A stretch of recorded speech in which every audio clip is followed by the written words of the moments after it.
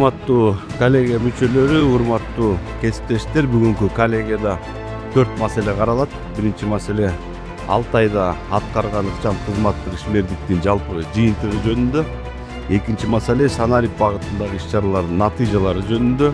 Үчүнчү маселе жайкы туристтик мезгил учурунда көрүлүп жаткан коопсуздук иш-чаралары жөнүндө. Төртүнчү маселе коллегиянын ишмерчемин бекитүү. Аны менен бирге маселелерди карап, тиешелүү чечимдерди кабыл алабыз. Алдыбызда аткара турган максаттарды белгилеп, маанилүү багыттарды аныктайбыз.